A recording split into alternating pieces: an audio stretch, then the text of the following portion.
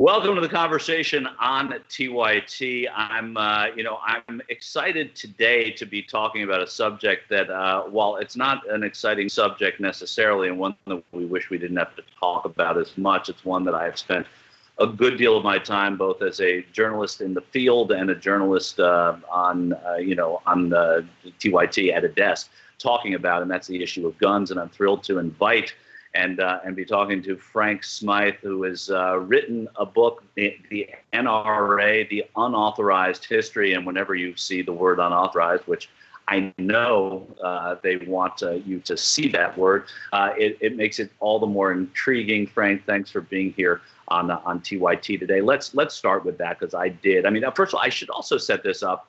Talking about guns, today when we are recording this is the 155th anniversary of one of the most famous, or infamous, I should say, gunshots in American history. Abraham Lincoln was shot and killed today, or shot and then killed later, but he was shot at Ford's Theater 155 years ago today. So we are still, all these many years later, trying to figure out what to do about guns in this country. Frank, unauthorized, tell me why. Of course, that's a compelling word. Tell me why that's important here. The reason I chose that, Michael, is that there are only two book-length histories of the NRA in print until my book, the NRA, the Unauthorized Histories. And those first two book-length histories are each authorized histories approved by the National Rifle Association itself. The first one was released in 1967, before the NRA underwent what's called within its own lore the Cincinnati Revolt, when it embraced gun rights in an unyielding manner, according to its own terms. And that book is hard to find now. It's out of print. You don't see it on any NRA displays. It's not on their website. It's as if they don't want anybody to know it exists. And then the second authorized history by the NRA came about in 2002, so some 35 years later. And that book had a foreword by the spy thriller author Tom Clancy. That was authorized. That book still exists. But I noticed the gap between the 67 version and the 2002 version. The 67 version had some very interesting materials, including the deaths, or the fact that the NRA was formed and based on and borrowed its entire original shooting system, scoring design, target designs, as well as its very name, verbatim from the National Rifle Association of the United Kingdom, which was formed 12 years before. That was completely whitewashed out of the 2002 version. So I realized there was a great deal more that was whitewashed. So I decided to write their history and to call it the Unauthorized History, but it's really their untold story according to them. That's it. Because the book has over 650 endnotes, but the most important of which are the NRA documents and magazines. And just to give a little of your biography, you are someone who has been exposing the unexposed for a very long time. I feel like, and nothing against radiologists, but I feel like a radiologist talking to a brain surgeon here. I'm such a brave journalist that I will go into Iowa and stand 4 feet from a candidate with a microphone out. And you are someone who has infiltrated guerrillas in El Salvador, been to Africa, covered wars, and I stand in awe of that experience. But also the fact that it's all related. It's all about uncovering things that we don't know about, that other people don't want us to know about. And the NRA is so cloak and dagger, or cloak and pistol. I'm curious as to when the NRA that we know now, the one that seems to have a stranglehold on government, changed from what the NRA was before that, when it was a far more anonymous organization. That occurred in 1977. In 1968, there was the Gun Control Act passed that year in response to the assassinations of President John F. Kennedy, Martin Luther King, and also Bobby Kennedy just months before. And this law banned the sale of interstate mail-order guns, like one rifle that had been tied to the assassination of JFK. And the NRA at the time supported that law. A group within the NRA saw that as treason, and other activists outside the NRA did as well. The gun rights movement, the modern gun rights movement, was formed in the early 70s in the wake of this law, first with the Citizens Committee for the Right to Keep and Bear Arms, then Gun Owners of America, and then the NRA had this shift, as their president called it in a speech in Moscow more recently, where they shifted from an organization that was focused primarily on marksmanship and supporting hunters to one that still did those things, but made the gun rights their overwhelming driving ideology and its driving mandate, which has continued to this day. Was this, and I don't ask this naively, was this an accidental power grab in any way, or was this totally motivated and planned out in order to change the organization so that they could do what they have continued to do over the ensuing decades? This was completely planned in advance. Two men, a man named Harlan Carter and Neil Knox, planned for years on taking over the organization. And Harlan Carter became the figurehead, the man who was elected the new leader of the NRA in Cincinnati in 1977. But Neil Knox had organized his followers largely through his own gun magazine columns outside of the NRA, outside of the American Rifleman, the NRA's monthly, through magazines like Guns and Ammo and others. And he got more than 500 NRA members to arrive in Cincinnati who were eligible to vote, and then had his lieutenants out in the audience with walkie-talkies directing them how to vote under his command, to go through a series of parliamentary procedures which first attacked the old guard for being allegedly soft on gun rights, and they even had secret audio recordings that they played, then fired the old guard one by one, and then got the floor to then elect them to take over the organization. So it was planned in advance, and really it was something of a coup d'etat 9 years in the works. And a real success story. I mean, you hate to say it that way, but it's a remarkable thing that they've accomplished, and it's unmatched almost. I would say almost. I think it might be unmatched in American political activism that one organization has this kind of control over so many people. Talk to me a little bit about the evolution of that, but also, is it waning in any way, or is it just as strong, if not stronger, than it was yesterday and the day before? Well, three things. First of all, it's been effective on its own terms. It's the most powerful civic organization in the United States.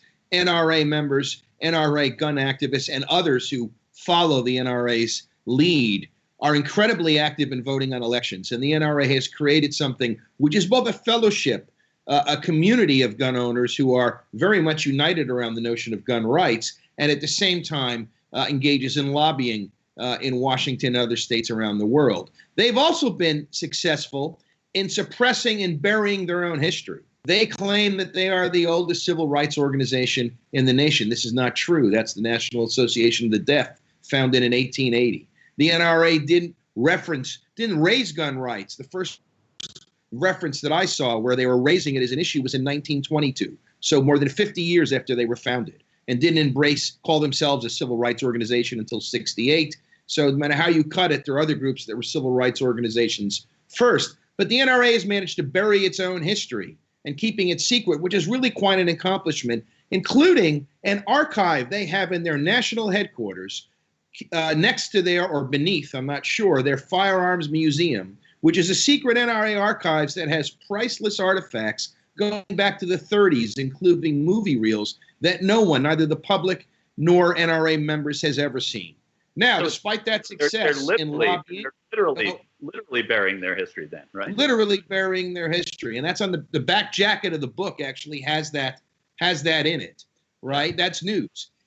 But so they've been successful in their own terms. They've been successful in burying their history. So people think there's something that they've always been what they are or have been since 77.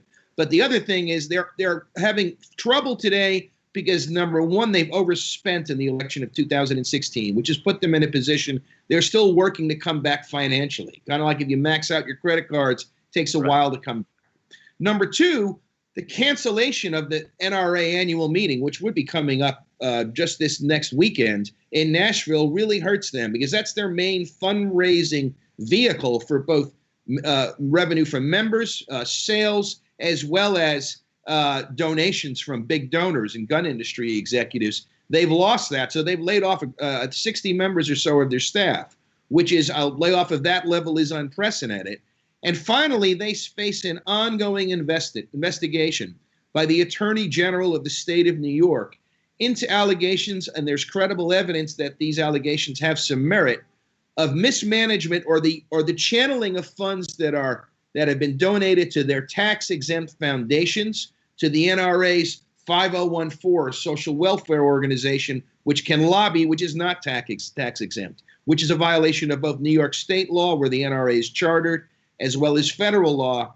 And I think that investigation in particular is not going away, on top of infighting that broke out last year between LaPierre, the longtime CEO, Oliver North, backed up by people like Ted Nugent, attacking each other over excessive spending, in which those allegations on both sides also seem quite credible.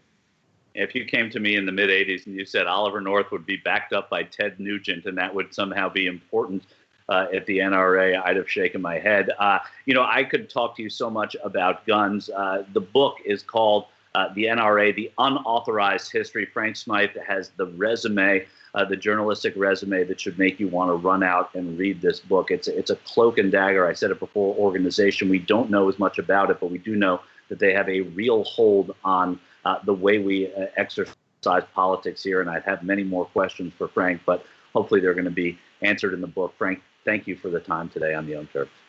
Thank you, Michael, very much. I'm in Salt Lake City, Utah. I'm at a Wolfpack gathering. We're growing. I see faces that I recognize, but I also see a lot of faces that I don't recognize, and that's fantastic. We are all taking time out of our lives to be here, and that's amazing. That means we truly believe in this. Make no mistake, everyone in this room is a leader in a Wolfpack. Alaska, West Virginia, Montana, Georgia, Massachusetts, New York, New Jersey, everyone is here. All these folks paid with their own money and sometimes took vacation days to come here to strategize on how to get our democracy back and get money out of politics. Or you get more political power just because you have more money. This is why it requires a constitutional amendment. The process of winning in your state next year doesn't begin when session begins. It begins right now. To work to a goal, something this big that you're actually making a difference of, there's very few things in the world that really compare to that feeling. Equal rights to fair representation, rights for human beings, anti-corruption laws, and free and fair elections. That's what we are fighting for. What were the founding fathers? Revolutionaries. And they built revolution into the document. So Article 5 is the way we have to go. This is how you do it. You're in this as a team, you're in this together. The fight will always continue. That fight is not between the left and the right. That fight is between basically greed and humanity. So I'm asking you to put differences aside, whether you're conservative or independent or progressive, to join forces to say no more corruption. You get beyond the fear, you take that first step, and you'll change the world. What I want to leave you with, of course, is hope. And I want to assure you that if we keep fighting together, we're going to win together. We're going to get that convention, we're going to get that amendment, and we're going to get our democracy back. Come join us, wolf-pack.com. Welcome to the Damage Report. I'm John Idarola. This is gonna be a big one. The earth is burning. Yeah. Not only that, but that should shake you enough, period, but that so many people in power don't seem to care. We're making America great again by throwing more money at the military to destroy other countries, because that makes us great instead of investing it in ourselves. That it's Donald Trump and it's Stephen Miller. The choosing is based on wanting to create cruel and inhumane conditions to scare other people away from ever coming to the United States. We have to also remember that we like to put people in prison in this country. There's only one place to put garbage people: in the trash. We've never had so much access to so much information with so little idea of what the hell is going on. What does enforcing our borders have to do with traumatizing children? Absolutely nothing. I think a sane person could say the current situation we have right now is radical. But what we're doing is literally making the world more like hell. That's a warning sign.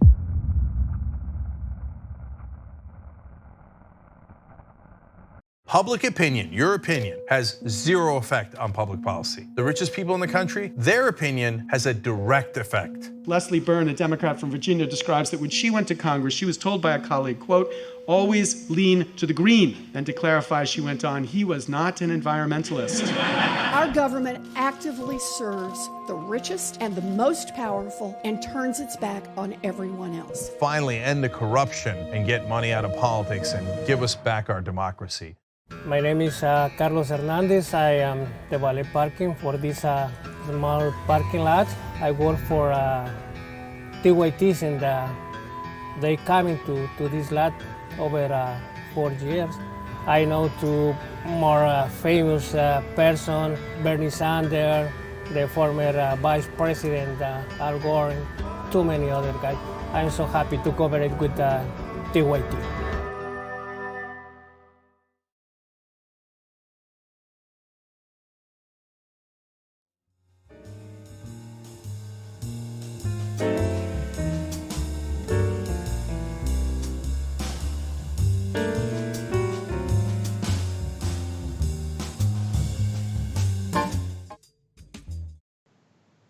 Welcome to the conversation on TYT. I'm Michael Shore, and today joined by Albert Lee. Albert is running for Congress in the 3rd District of Oregon. Albert, thanks for being on TYT. I have to ask you a question. I've covered Congress for a while. I've gotten to interview Earl Blumenauer, who you are running against in a primary in Oregon, a number of times. He's not the typical member of Congress that you would see being primary. Tell me the motivation for you in trying to get his seat.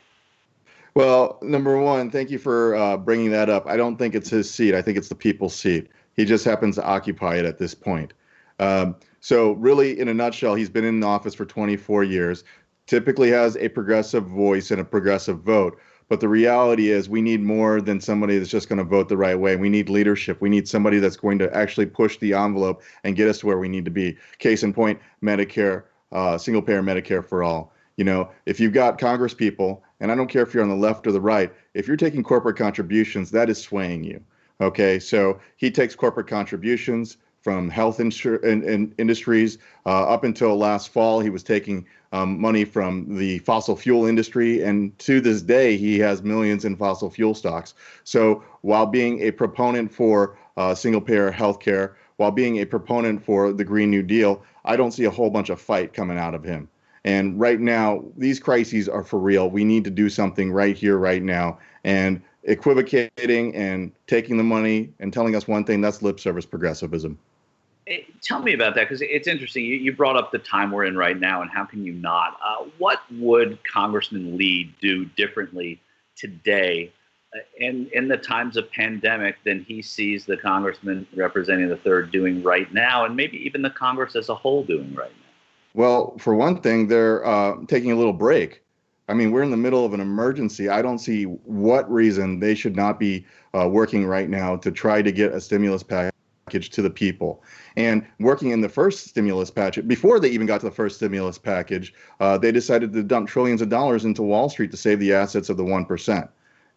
And then it took that was without deliberation. And then it took days to deliberate on trying to get something to the people. And while they did that, they snuck in another $500 billion with no strings attached to corporations. And many of us are waiting for a $1,200 check, a one-time $1,200 check that's not even going to pay for the rent in April. So we've got millions of people that are unemployed right now. We've got food lines, okay? And then we've got farmers throwing away food because they can't make a buck on it. These are serious times. We need to have serious address to these issues. One of the things about the COVID crisis is it is highlighting all of the different issues that are a very big concern. Our for-profit private health insurance that's employer-based is just not cutting the deal. We need a single-payer Medicare for all system. All of us working from home has demonstrated that we can reduce the pollution that is hitting our country and around the world. We can actually do these things if we had the political will. Now, we're not going to have that so long as we have money in politics. We're not going to have that so long as we have corporate-backed politicians, career politicians who have been there for years. Okay, we need citizen representatives who know the struggle and who won't take that corporate contribution and who will truly represent and fight for the people. Yeah, and Earl Blumenauer is one of those, you could say, I think, a career politician, someone who's been there for quite a while. Seriously, I mean, I haven't seen much action out of him in the last decade. He's been there for 24 years. That's longer than Vladimir Putin's been in office. And quite frankly, a farm bill 2 decades ago, being good on bicycles and weed, that's pretty cool. But I mean, we've got a homelessness crisis that has been a crisis for a generation. We have the lack of affordable housing and living wages. And we have a climate concern where he says that he wrote the Green New Deal. But I'm not seeing it. I'm not seeing any real true action. We need to get the money out of politics, and the only way to do that is to elect Congress people, members of Congress that aren't going to take the money. You know, among Democrats, I want to ask you a little bit about Medicare for All. I want to ask you about the Green New Deal, most specifically Medicare for All. It had a national spotlight this year so far. It got a little bit of a rebuke in that the candidates who espoused it most were not the ones who ended up winning the nomination. What do you feel has to be changed, and what could a Congressman Lee do to change the narrative around Medicare for All? Because when you ask people about it, the people really like it. When you ask them to vote for it, they don't. And again, this election is about a lot. It's turned into a referendum on Donald Trump more than it has an issues-oriented one. But how would you change that narrative up? Well, see, with the presidential election, we had over a score of candidates out there, some that were espousing different versions of Medicare for All, muddying what that truly meant. And I think that confused people, number one. Number two, I think that what was happening was you had folks that were telling you one thing and then switching, and it was a bit of a bait and switch. Ultimately, in the end, I think it was a combination of mainstream media together in concert with the establishment of the Democratic Party that torpedoed Bernie Sanders and his run. Right. I think about the issue more, though. I think about, how whatever the history of what happened this year, it didn't happen, Medicare for All, but there are a lot of people that want to see it happen. What would you say has to change about the way that's done? I mean, listen, even if the blame can go to the media, the establishment, Democrats, whoever, what would you do to change their effect on it then? You got to vote them out. I mean, that's the bottom line. We've got hundreds of good progressive candidates around the country that have been inspired by Bernie Sanders, that have been inspired by the squad over the last two cycles. We need to get a few more in, okay? You get a voting block in, and then you got leverage, okay? You get a nice solid voting block at 10, 5 maybe, but 10 definitely. You can start swaying the opinion. We've got, freshman members of Congress who have dictated and shifted the perspective. Quite frankly, it was Bernie Sanders in 2015 and 2016 that moved the Overton window to making it not sound ridiculous in the first place, to making it sound something that is feasible. And it's just another step to get there. Tell me about this. I like asking this of candidates. What was the moment, you could fill stadiums with people who think about running for Congress and don't. What was the moment where you said, you know what, I'm going to run for Congress this year. It's time and I got to do it. But do you remember the specific moment? Yeah, I mean, the specific moment was a couple years back when I was putting a face mask on my daughter because of the wildfires here in Oregon. We live here in Oregon where we're supposed to have rainforest. And we've had wildfires the last 2 years, not last summer, but the 2 years before that, that were devastating.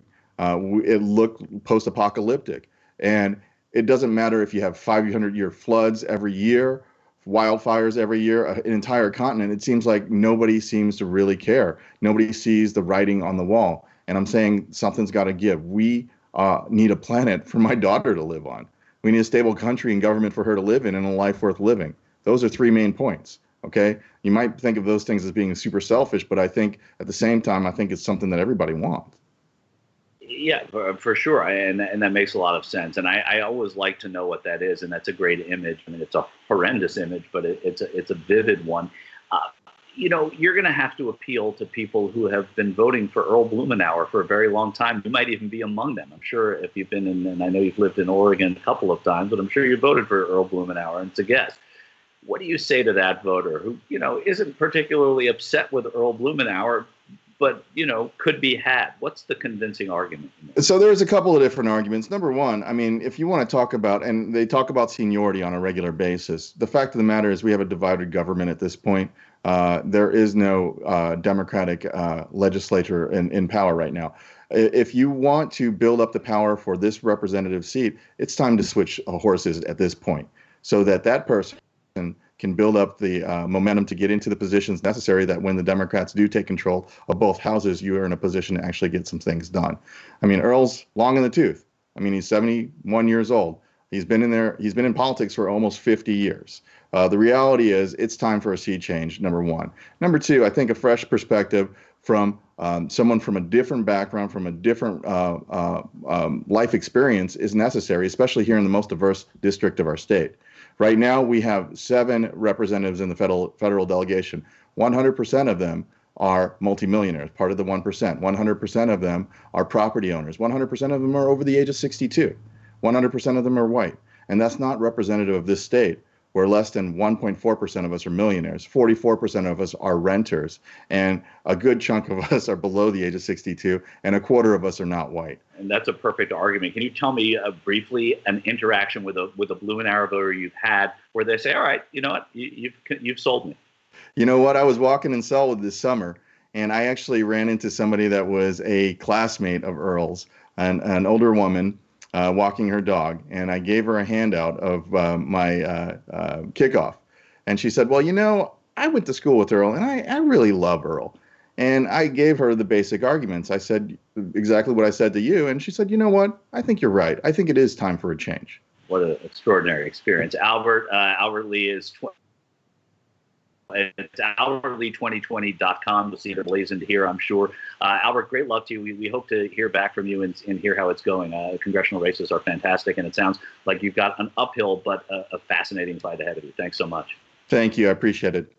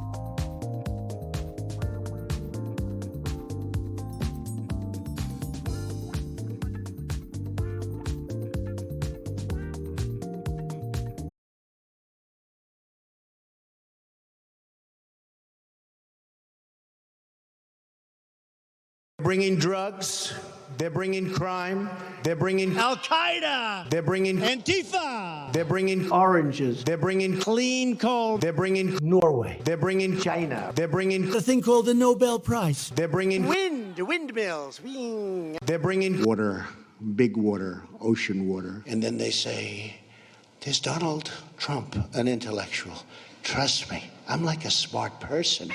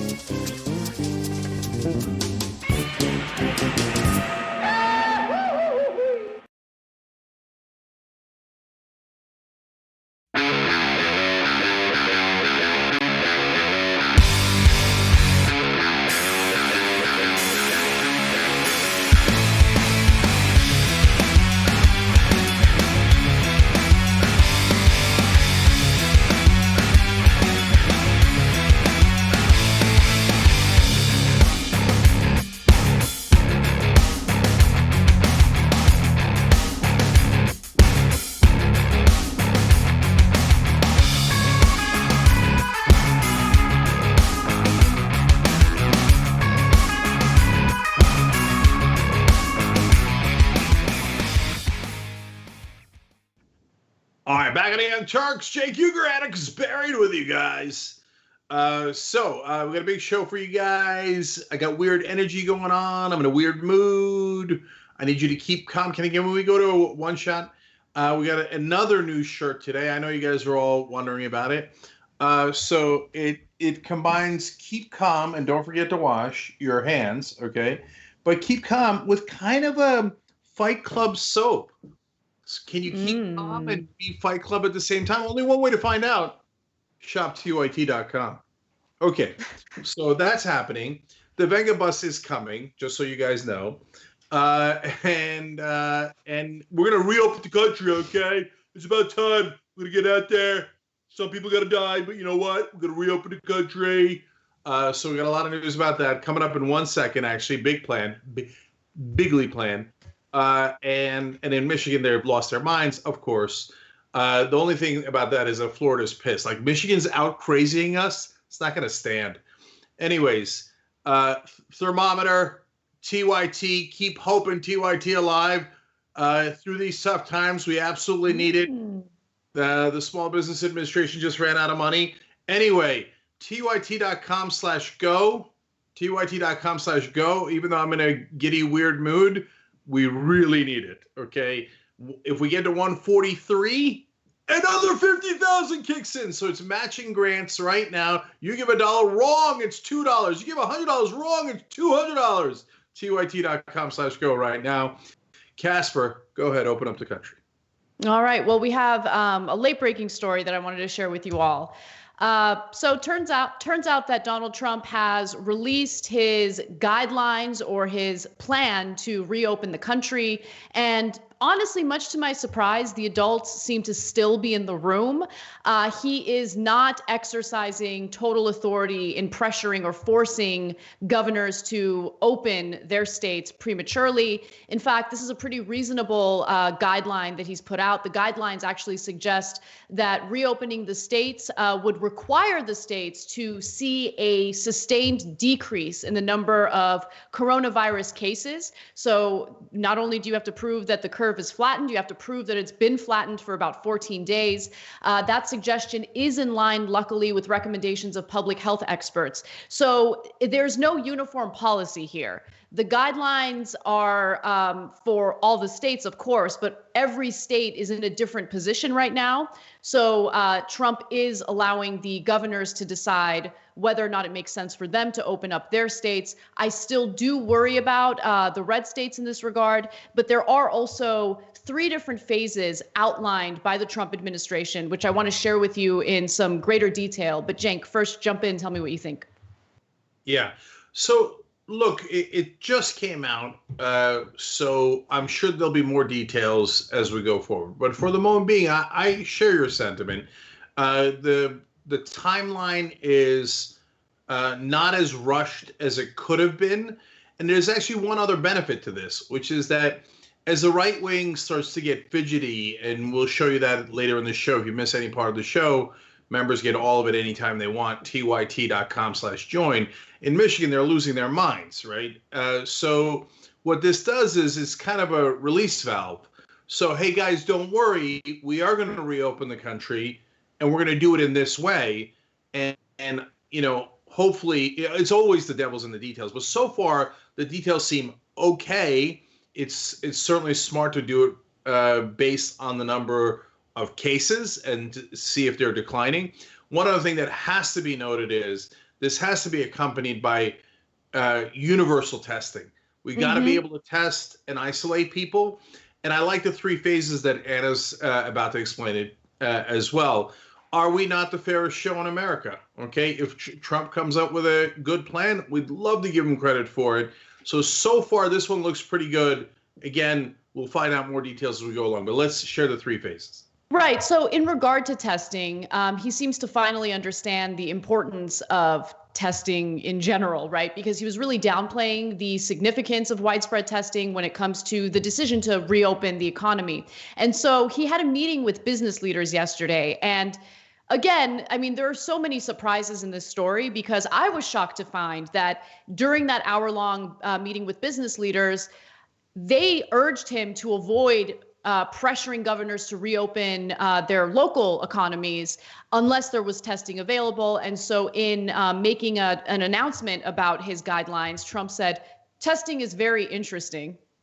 Okay. And then he says, there are some states where I think you can do with a lot less testing than other people are suggesting. Some are big believers in testing. Some believe a little less. But the important thing is, once the business leaders made clear to him that they want testing available, Trump finally seemed to understand the importance of that. And that's baked into the guidelines here, which is important. So phase one is very similar to what many states are already doing, but it loosens the restrictions just a little bit. So for instance, it calls on employers to telework if they have the capacity to do so. I think this is assuming that people who can't telework or can telework aren't already doing so. But he urges in phase one, if you can do so, you should. Also, vulnerable people should shelter in place. And in order to even make it to this phase one, the state needs to show that they've flattened the curve and the number of coronavirus cases have decreased within 14 days. And so that's important. And it's, again, very similar to what we're experiencing now. Now, phase two is where non-essential travel would open up for employers. So business-related travel would be much more accessible. In phase two, we would also see schools begin to reopen. Bars and restaurants would begin to reopen, but with social distancing baked into their plans. Churches can reopen, but again, with social distancing. And elective surgeries can resume. Now, there are some numbers that governors should look at, of course, including hospital capacity, the number of coronavirus cases in their state, and whether or not testing is widely available in their state in order to make it to phase two. And then finally, phase three is where things really start to loosen up. That's where gyms would open, large venues for concerts would open with limited social distancing. Things wouldn't necessarily get back to normal. It's going to be a long time until we really experience that, or if we ever experience that at all. But in phase three, there would still be some social distancing involved, even in large venues. Okay, I want to make a couple of things clear. So in phase three, even the vulnerable individuals get to come out. So we're really back to normal at that point. Again, as normal as we can be. Gyms are allowed to be open even in phase one. So are movie theaters, sports venues, but they have to practice social distancing. I don't know what that would entail. And that's the part I'm most worried about. Phase one, where where some states might go into it too early. People might think, hey, movie theaters open, that means we all go pack into a movie theater. So it's not like we're out of the woods. And also at the same time, to be fair to this plan, it's not like it's being implemented tomorrow. So you still have to go through some steps here. When Trump says some people believe in testing and others don't, that's not a thing. Every rational person believes in testing and thinks testing is super important. That's how South Korea got the virus under control. That's part of Germany's big plan. And all of these have worked way better than what we've done here in America.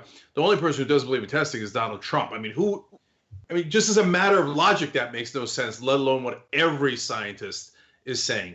But the biggest point here is... Jake, I'm sorry to interrupt you. Hold that thought, because it's important to just mention one other thing about testing. Trump also made it very clear that these states are on their own when it comes to acquiring testing, and that the federal government will not be held responsible for ensuring that the states have testing, which is concerning because, remember, the federal government under FEMA started basically getting involved in taking orders away from various hospitals throughout the states. Trump would then make decisions about who would get various medical supplies. And oftentimes he would grant medical supplies to politically vulnerable Republicans seeking re-election. So on one hand, he says states are responsible for getting the testing they need, but we know from history, like recent history, that he just jumps in and stops certain orders from even getting to certain states with FEMA basically, intervening. Yeah.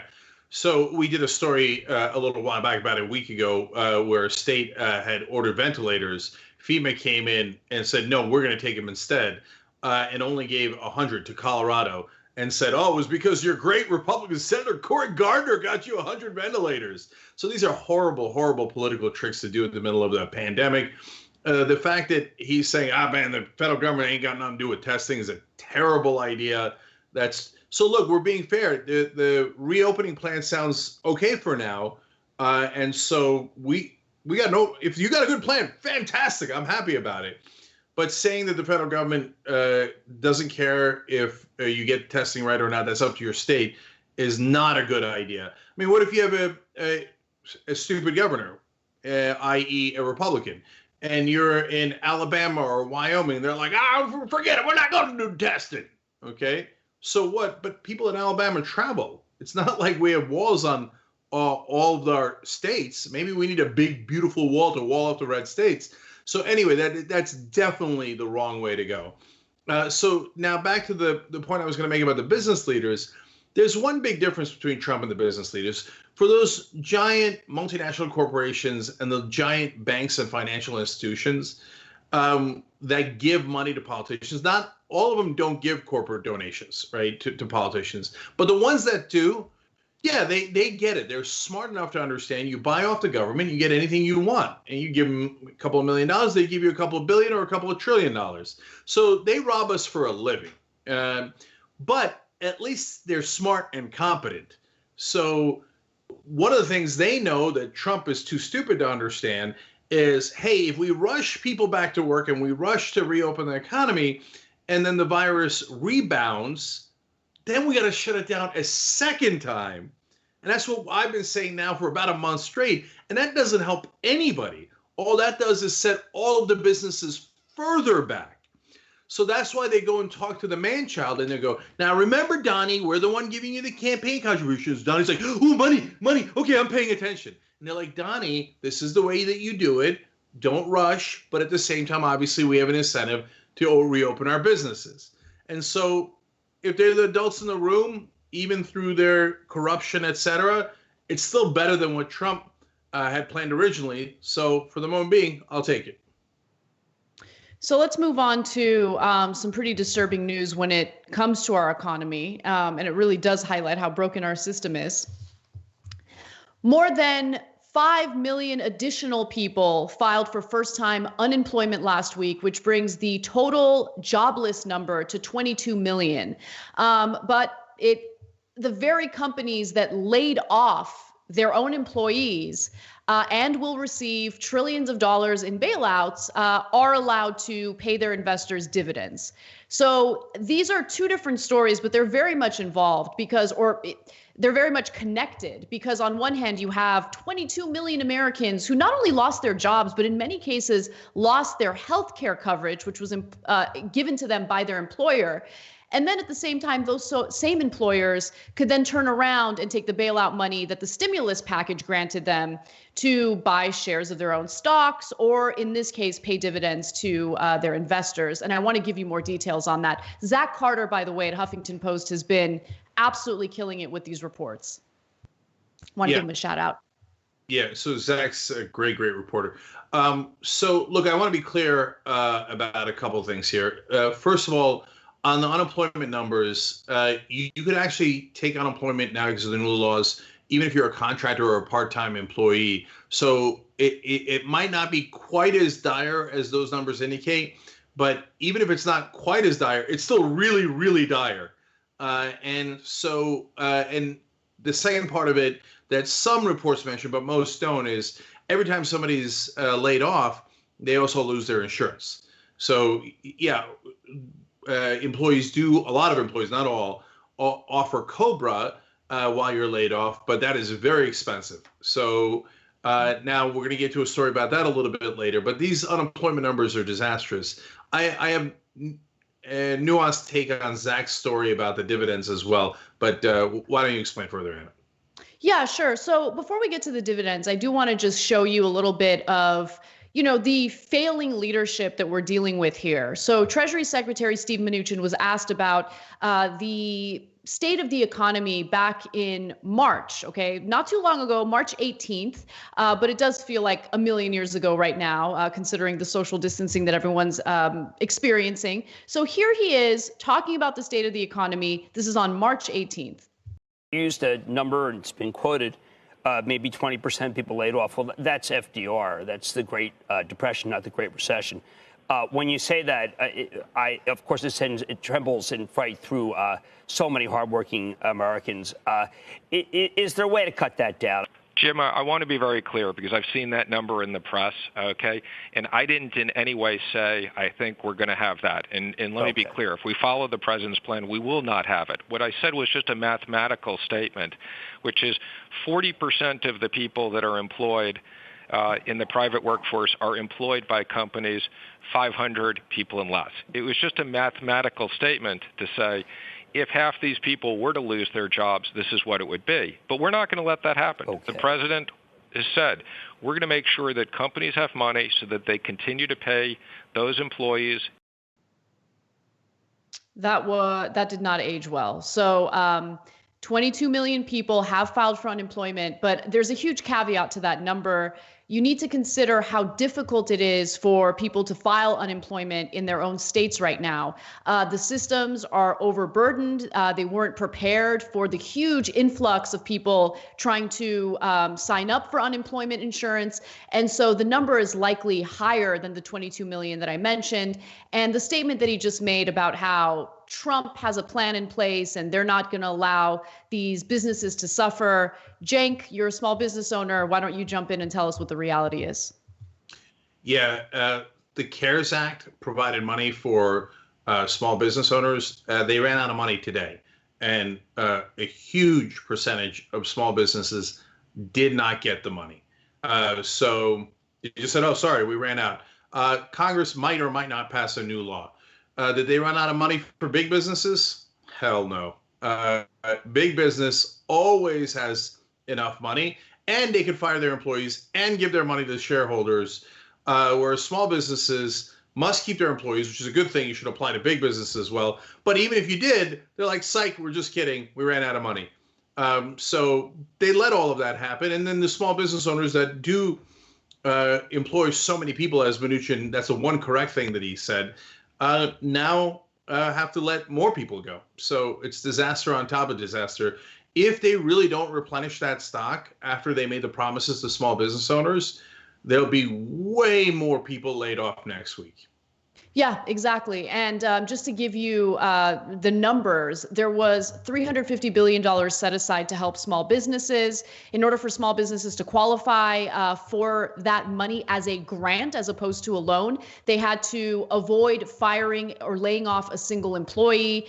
Many businesses followed suit, hoping that they would qualify for that money. But as you mentioned, Cenk, that money has already run out. When it comes to massive corporations, companies that employ more than 500 employees, there is literally trillions of dollars set aside to bail these people out. And what can these companies do with that money? They can pay dividends to their shareholders, even as they are laying off their employees. So Zach Carter at Huffington Post reports, Federal Reserve Chair Jerome Powell continues to let the biggest banks in the country cut checks to their shareholders, aka rich people, in the parlance of our times, as a matter of routine.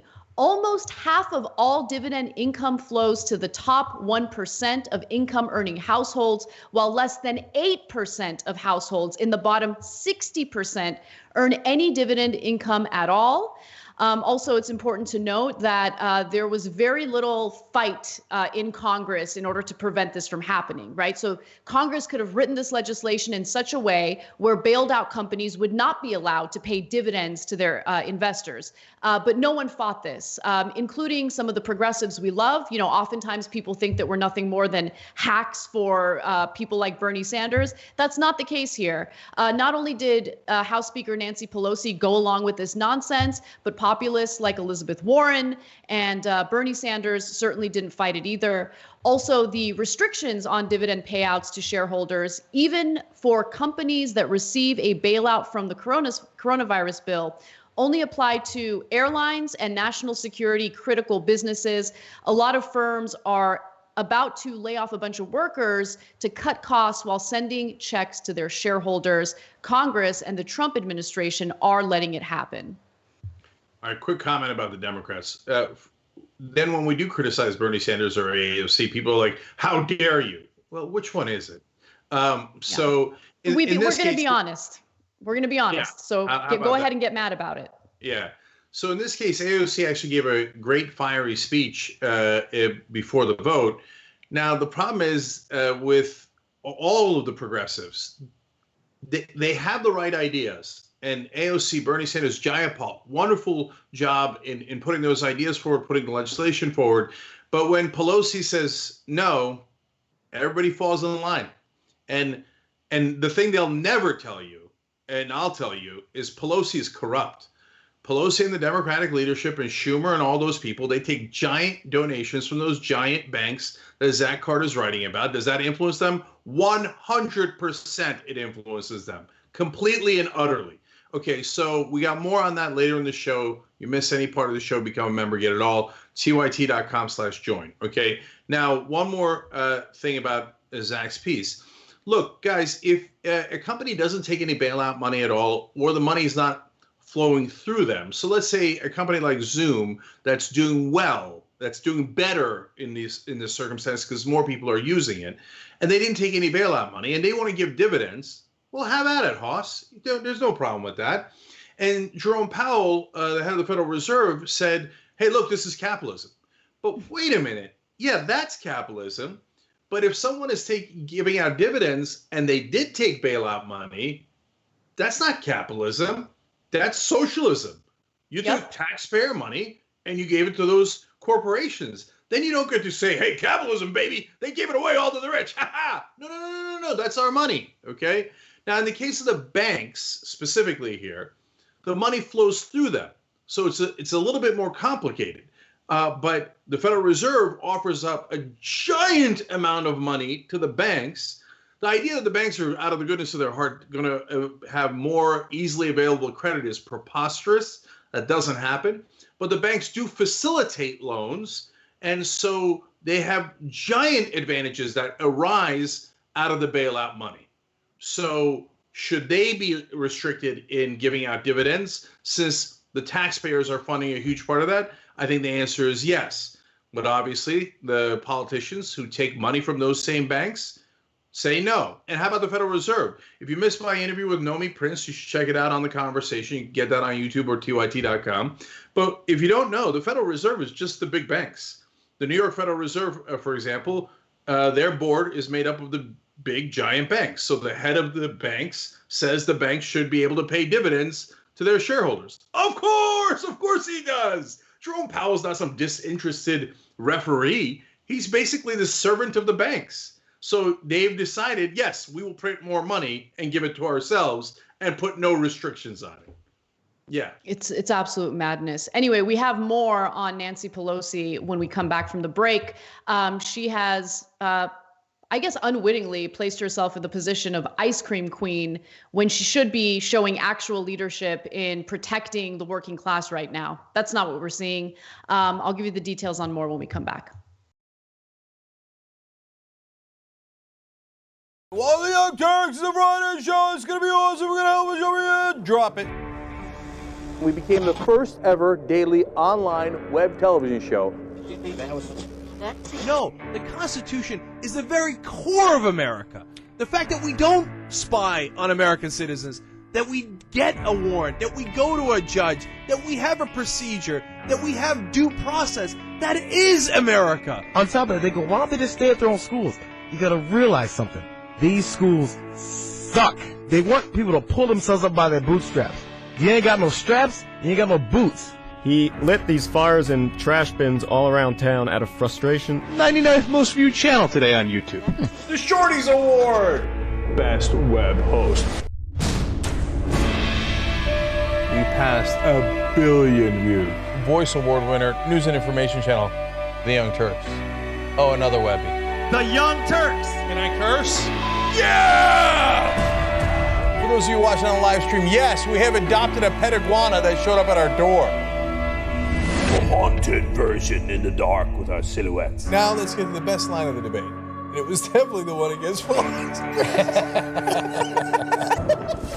I told you we were coming. I mean, you talk about it when it becomes a problem. Our lack of gun control is a problem. Nonsense BS story is hurting that cause, and they need to wake up and recognize that they are being had by these people. Biggest gang in America. Question is, how do we make sure that we blame the person who is dead? We should never forget that the most powerful people in the world exploited the greatest tragedy in American history to go to war in a country that had a lot of oil. Rolling thunder. That's what this show is.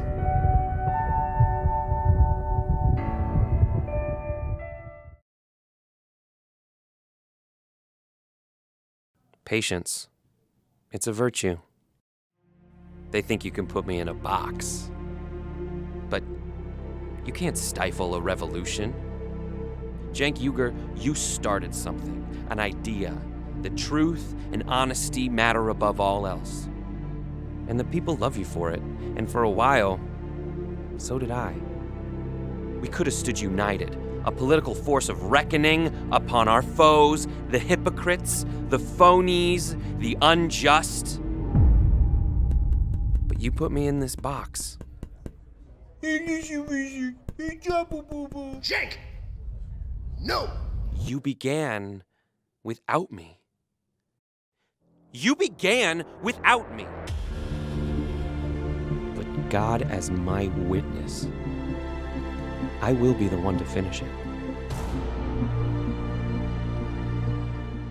They did 100 squats a day for 30 days straight. I was like, how hard can that be? That doesn't sound very hard. So I'm gonna try to do this for 30 days and see if there's any difference in my physique. 3 weeks later. Steve, how is your exercise regimen coming along with your squats? No, I did 100, 100, 100, 0, 0, 0, 0, 0, 0, 0, 0, 0. You're pacing Zero yourself. Cents, yeah. Right.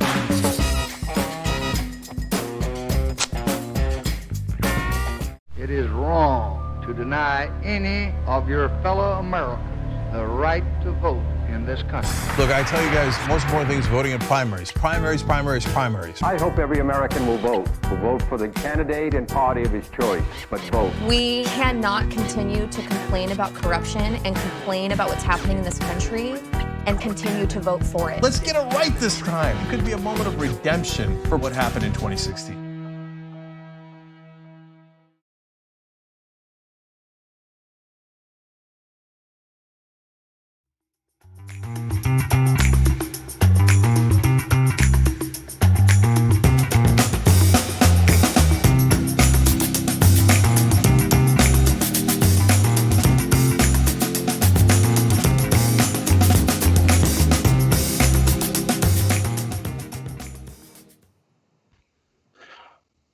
All right, back on the Young Turks, Cenk and Anna with you guys. Let me read some of your comments. First, Twitter. The Mathematician says, Anna, Cenk, Bernie, or AOC had tried to fight the passage of this bill.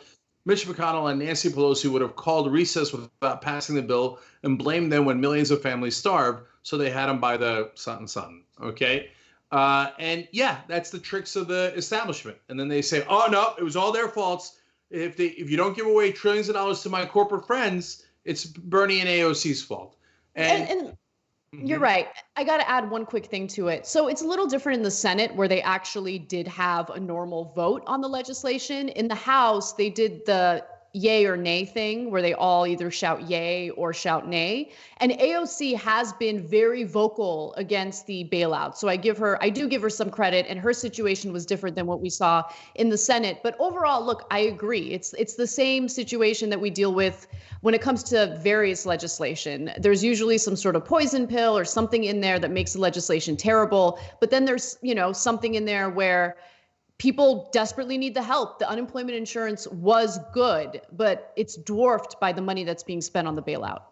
Totally. All right. Tim Joyce says, hey, Trump is talking about reopening the Canadian border. As a Canadian, let me make it perfectly clear. We don't want you here.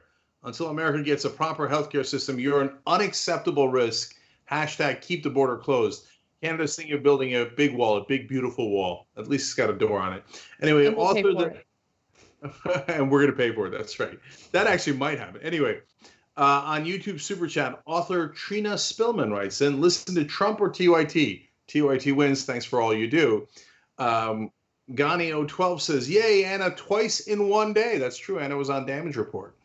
And Garnett ZX says, I missed the studio settings. Is there a way you guys can go back to the studio with some plastic screen between you guys, or do you have to wait it out? A, no, there's no way we can go back. We are going to have to wait it out. B, a plastic screen between us. That might be a good idea no matter what. Okay. That's mean. Yeah, like you would, like I would need the screen. Anyway, Gabby Marita in the members section says, does Steve Mnuchin want a revolution? Because this is how you get a revolution, or at the very least riots. Let's hope not, but they are egging in that direction. Last one, Michigander UFCW member says, I'm so sorry for my state. This event will almost certainly be the vector by which the second wave tears through our state. Hold, we're getting to that story in a second. Thank you for being members, tyt.com/join, or join button underneath the video if you're watching on YouTube. And of course, please keep our audience funding drive going at tyt.com/go. All right, Anna, what's next? Well, while 22 million Americans have filed for unemployment thanks to the pandemic, it's likely that most of them have lost their health care. And we've heard stories about the Trump administration spending tens of billions of dollars on funding health care directly to hospitals in order to ensure that COVID-19 treatments, in some cases, are taken care of. What is Nancy Pelosi and the Democratic Party proposing as a solution? Well, not so good, pretty disastrous. And at the same time, you end up seeing videos like what we're about to show you, where Nancy Pelosi shows off the insane wealthy situation she's dealing with while most people are suffering. This was an actual video, made its rounds online. Let's take a quick look. Speaker Pelosi, what have you found? What are you going to share with us from your home? Chocolate. Really? Chocolate candy. Oh, wow. And this is something you can get through the mail. Okay. You never run out. Can I show you? Me. Yeah, absolutely. This is the episode of Cribs I never knew I needed. Oh, my. Wow. Other people in our family go for some other flavors, but chocolate, and then we have some other chocolate here. She's so lovable because she likes chocolate and ice cream. Okay, look, I want to preface this by saying I don't hate on people simply because they have means, right? You live a nice life. You worked hard for it. You have 2 Sub-Zero refrigerators where each one costs $12,000. Do you, boo? I'm not hating. However, if you are a lawmaker, if you are part of Democratic leadership at a time when tens of millions of Americans, at some point even more Americans, are going to absolutely suffer, not going to have the health insurance they need, not going to have the means necessary to pay their bills, put a roof over their heads, and stay safe. Putting out videos like that is just so unbelievably tone deaf. I can't even believe it. And she wears the sweater. Well, Anna, she's about to go yachting, so of course you need the sweater. It's amazing. But Anna, to be fair to Nancy Pelosi here, it depends on which culture you're in. If you're above 45 years old and you're in the TV culture, they like to have their leaders look fancy and speak down to them, and and they need to look good. If they don't, they say, oh, I don't know, is that a respectable and credible leader? Maybe not. If you're in the internet culture under the age of 45, you look at that and go, okay, you're going to rub it in now? I mean, that looks like the richest house I've ever seen in my life. And you're going to go on TV and tell us about what a great time you're having with, I don't know if that's the basement where she also buried single payer. I don't know if the poster's right around the corner. But, you live this kind of lifestyle and you're going to rub it in our face. So it's totally different. For young people, that's our reaction. I say, oh, I'm above 45. But for older people, they like that. They're like, ooh, that is a respected leader about to go yachting in the middle of this catastrophe. And look, she's so rich. I respect her more now. So this week, we shared a story with you guys from the American Prospect, David Dayen doing the reporting, showing that the measly $1,200 one-time stimulus check that Americans are getting this week can be immediately garnished by creditors and the banks if you have, let's say, overdraft fees or any type of debt that you owe to that bank. The congressional leadership did not write any protections in the stimulus legislation protecting that money. And then the Treasury Department also refused to do anything to protect that money. So all these Americans who have lost their jobs, they've lost their health care, they can't get through their state's unemployment system in order to sign up for unemployment insurance. They're not getting any income coming in. They're reliant on that stimulus check. In many cases, if you have debt, creditors can garnish that check because Congress wrote the legislation in such a way that it does not offer protections for you and that money. Just one other thing to mention. And then when it comes to the healthcare question, what are Democrats proposing? This story is unbelievable, but really not so much when you consider the private healthcare industry and the lobbying that they've been doing behind the scenes. So Donald Shaw over at Sludge reports that Democratic leadership in Congress have embraced a measure in the next coronavirus package to expand subsidies for COBRA health insurance program, allowing people who lose their jobs to keep the same insurance plan that their employer had made available to them. Oh, that's interesting. COBRA's really, really expensive. So what are they offering here? Well, under the plan, which was viewed by Vox, the federal government would pay the most or the full cost of the premiums to private health insurance companies to keep laid off people on their plans. It can be prohibitively expensive because laid off people are on the hook for part of the insurance premium as well as their employer's part. On average, $7,200 for an individual and more than $20,000 for a family. So there's a catch. They don't actually cover the full premium. There are parts of the premium. There is a part of the premium and other parts of the healthcare coverage that the consumer is still responsible for. So it offers a little bit of relief, but it's really not much when you consider how expensive COBRA really is. And it's not much help when you consider that these Americans are not getting any income coming in right now. This is a disaster. So this one is actually worse than it appears. So you think, well, if you're laid off and COBRA is really expensive and this legislation is going to pick up the premium for you, well, that sounds pretty good, right? Okay, so now let's talk about the catches and what the other options are. Number one, as Anna was alluding to, yeah, even if they cover the whole premium, they don't cover the deductible. It's the same plan you used to be on with your employer. So some folks have deductibles up to $5,000. That's why they're not going to go get tested or treated, or they're going to be reluctant to do those things because they don't want to hit the deductible. And so it doesn't really take care of the problem. Now, what's the alternative? The alternative is you could just say, hey, if they're laid off, they can go on Medicaid, and that way it'll be covered. But that would fix it much more holistically, and it would actually be cheaper because you cut out the middleman of the insurance companies. But they're choosing not to do that. Now, Bernie Sanders and Pramila Jayapal have introduced legislation that would be even better. Anyone, not just people who are laid off, anyone who gets sick and needs treatment for this disease during the coronavirus epidemic would get free treatment under Medicare. Now, there's a lot of logic to that. Number one, everybody gets peace of mind. Number two, again, you cut out the middleman and it's cheaper.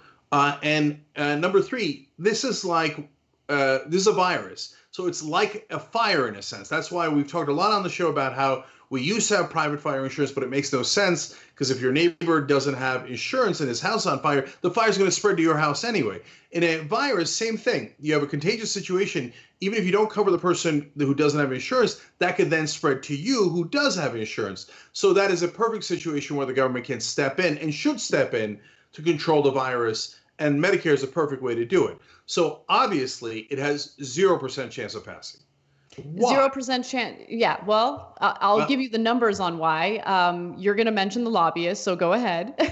No, it's the health insurance companies. They and this is very, very important because this is the top place where the mainstream media will gaslight you.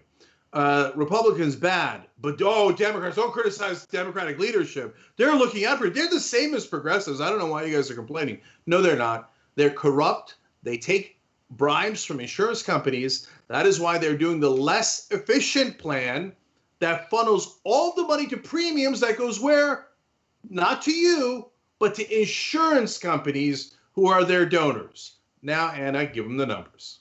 So first, some context. So less than a week before the Democrats floated their plan to expand COBRA, the presidents and CEOs of Blue Cross Blue Shield and America's Health Insurance Plans, which is the health insurance lobbying group, sent a list of policy proposals to Congress, including a recommendation that it provide full federal subsidization of COBRA premiums. Okay, again, let's be specific. It'll cover the COBRA premiums, not the deductibles and other health related costs that come along with it. And by the way, when it comes to how much the industry has spent, just know that so far in the 2019-2020 cycle, lobbyists who represent the health insurance industry have raised more than $736,000 for Democratic Congressional Campaign Committee, DCCC.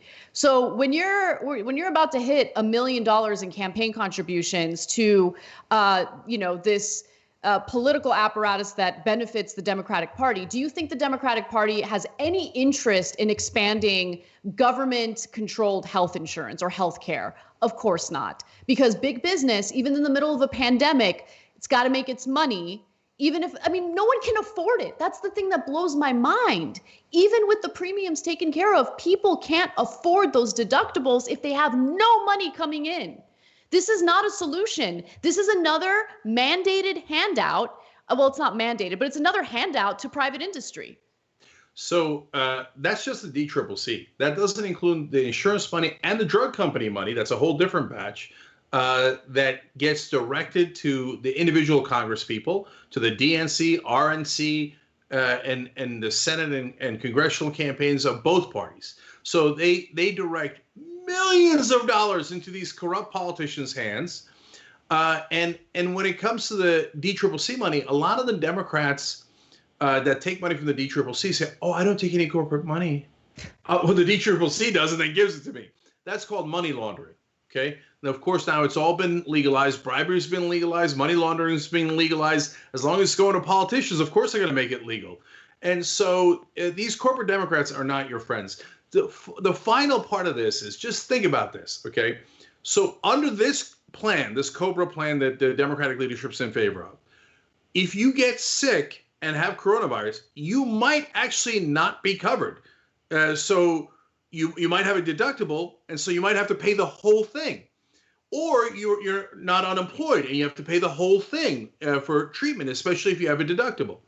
But the money does go somewhere. It goes to premiums. But wait a minute, premiums aren't if you're sick. The premiums are just payments to insurance companies. So in essence, this is not saving you or your life. This is a giant bailout for insurance companies. And that's how this game is played. When we come back from the break, we'll give you the details on what's been going on in Michigan with the protests.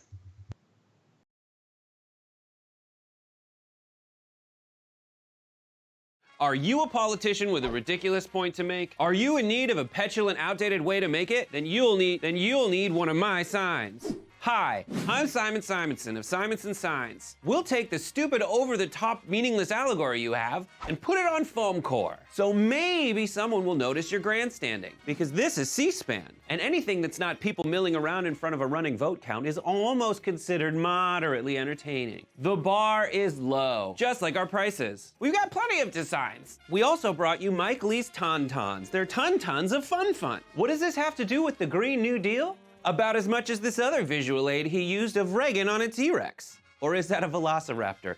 Who cares? Who the cares? No one gives a. Call us now at Simon Simonson Signs. We'll make your stupid point stupidly for money today. Viewers had asked for an interview with the TYT lizard. Mr. Lizard. Oh, you changed colors today. Nice. I don't even know how you feel about us. Do you even like us? Well, you guys made me this awesome house, so I'm kind of in your debt. I was found outside on the street, and you gave me a home.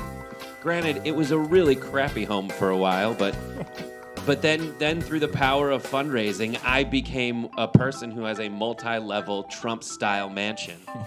You do. By the way, you never looked better, man. Normally, you're just green or just brown, but today you're in mid-lizard, right? I'm not very smart. I'm a lizard, so I don't know how the science works. I guess this is just my mood. It's not every day that thresholds like this are broken. I'm just so excited. I can't contain my pigmentation. And now you're showing it off. Yep. Yeah, I've never seen the lizard like this before.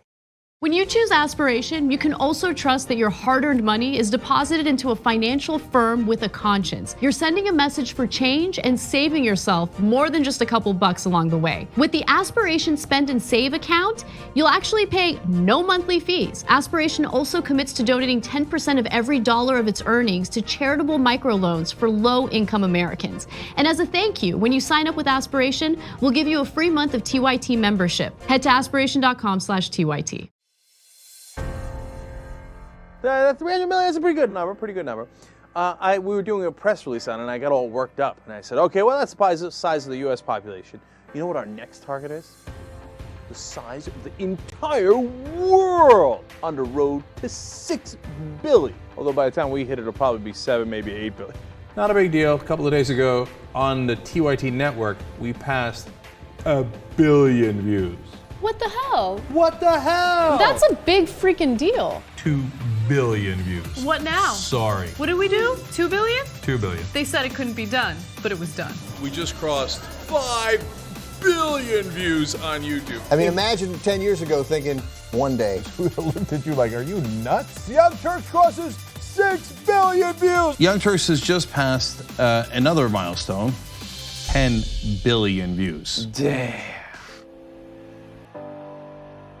When you sign up for NordVPN, you'll take control of your internet experience while helping support us here at TYT. NordVPN allows up to 6 connections at once and no data limits, so you can get all the content you want on any device. For a limited time, go to nordvpn.com/TYT or use the coupon TYT to get a 3-year plan for 70% off plus 1 extra month free.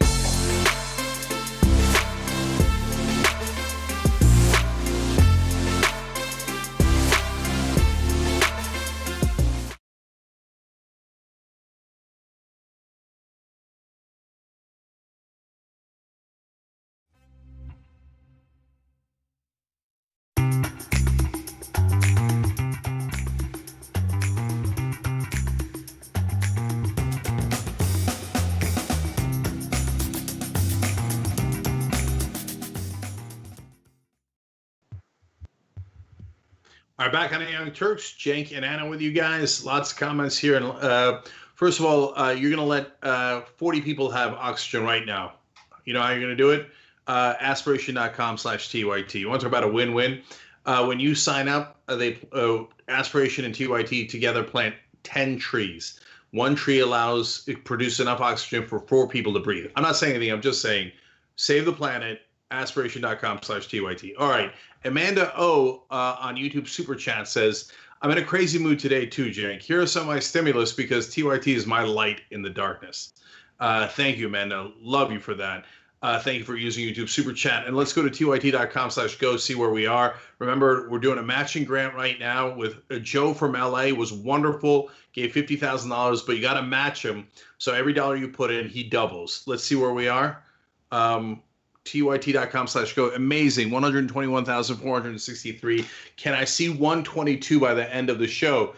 A lot of people made similar comments here, but let me read 00083 on YouTube Super Chat. Pelosi looks like Marie Antoinette. Let them eat chocolate instead of cake.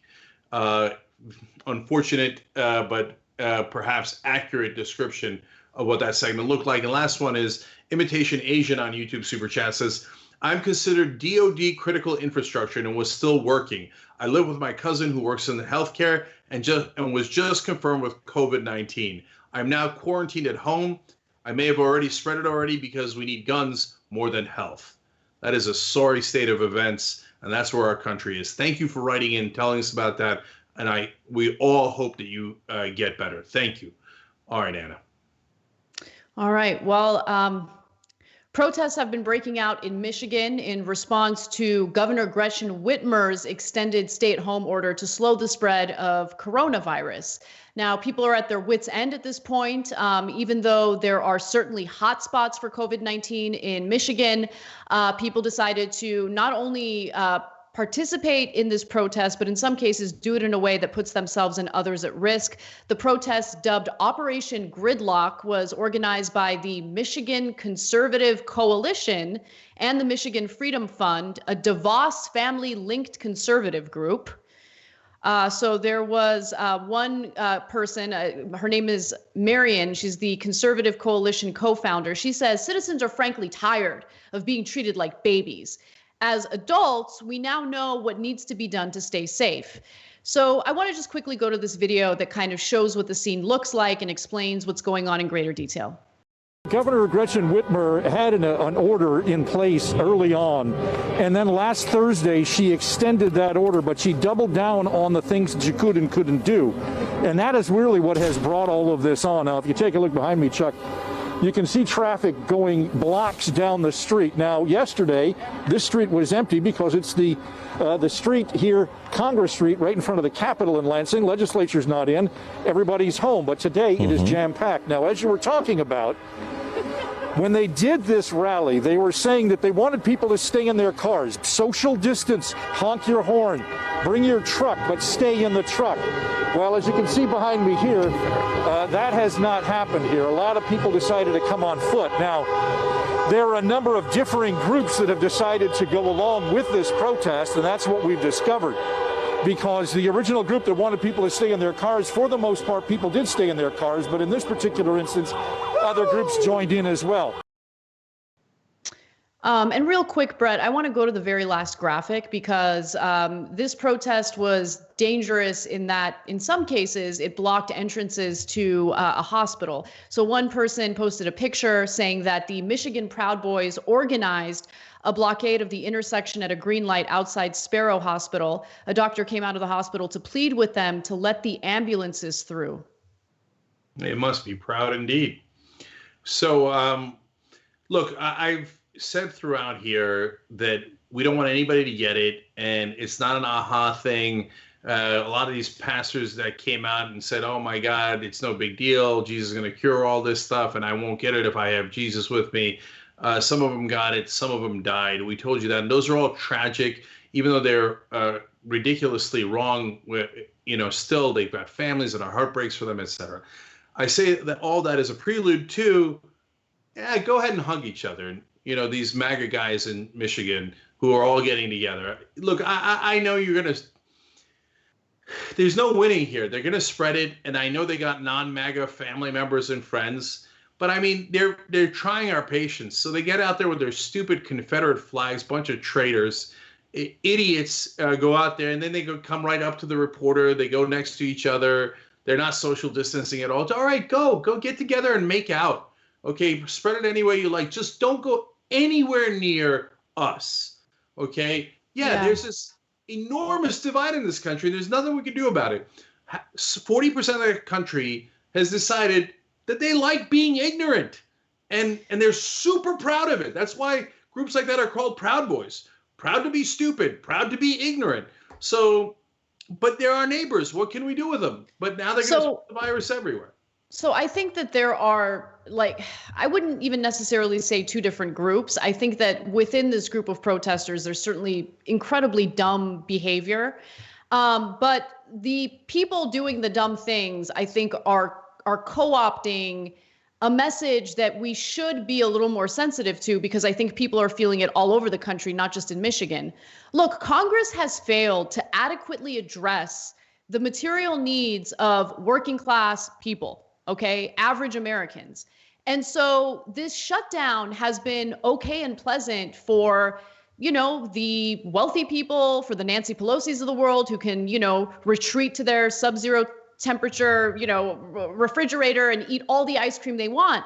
But if you're a working American, if you were already struggling to begin with before this pandemic even struck, the social distancing and the stay-at-home orders are absolutely crippling you and your family, right? And so I think that that's what we're seeing with these protests, like, because people have been told over and over again, the government is not going to help you. They're not out there trying to protect you. You need to fend for yourself. You need to pick yourself up by the bootstraps. But what happens when there are no boots and there are no straps, right? Like, what do you do?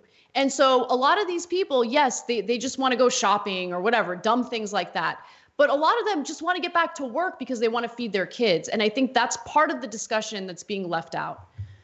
Well, you're more merciful than I am. So yes, there's different groups. The guys blocking the hospital are not the same as the guys in front of the state capitol. The guys staying in their car are not the same as the ones that came out. But really, the ones staying in their car, what's your point?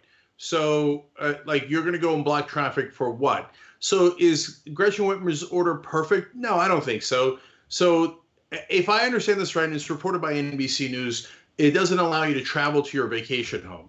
But is that a thing? Is that how many people have vacation homes and they're outraged that they can't travel to it? And besides which, nobody's going to arrest you. Just drive to your vacation home. Nobody cares. That's not a thing. It's actually a problem. It actually is a problem because I had the same reaction to it. And then I wanted to kind of understand the reasoning behind it. And what's happening, let's say in New York, for instance, a bunch of people fled New York. They had coronavirus and then they went to their vacation homes to, various small towns to kind of get away from people. And then they ended up spreading the virus in those towns. So the travel is actually a significant issue, right? And so I think that's what informed her decision to do it. I get it.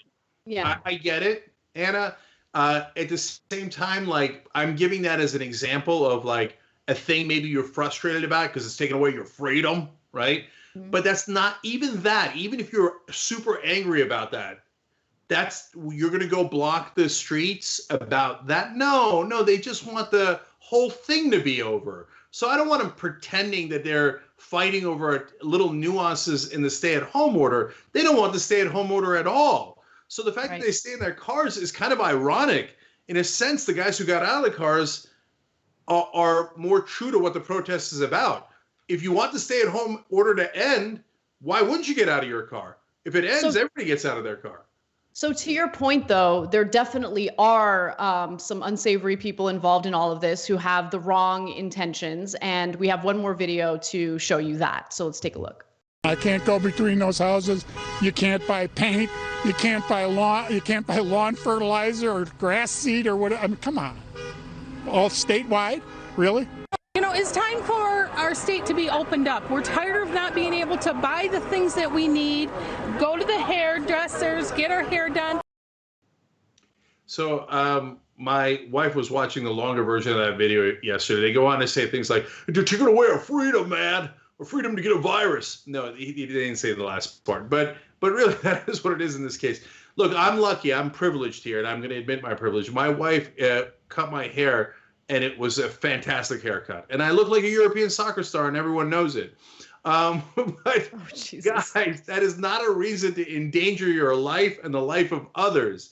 I get it. You're frustrated about staying at home, but we're not doing this for our health. The scientists all agree on it. And finally, much worse than that video was a person who was quoted in the crowd. She said, no, I don't believe these so-called scientists. I hear you get herd immunity if you stick close together. Oh, I'm a strong believer in herd immunity. That's what she said. That's not a thing. That's the exact opposite of the truth. And so they start to believe these insane conspiracy theories. Why? Because the right-wing media keeps pushing it out, and from time to time, so does Trump. Stop believing in things that are not true. Science is real. Trump isn't.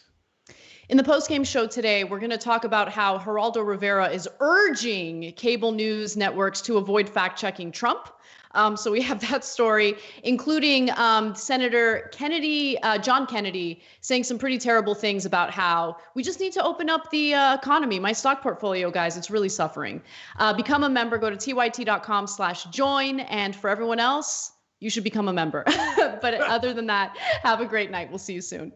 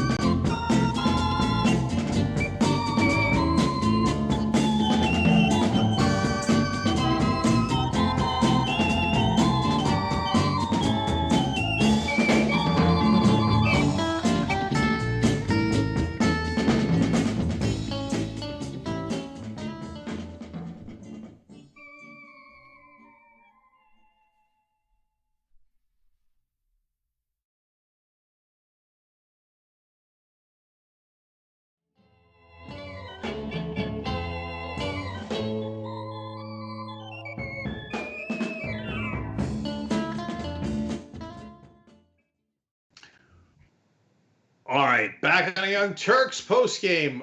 We got a lot of clowns in the post game, including Dr. Oz. Both Anna and I have theories on why he said what he said. We'll tell you what he said and give you our theories.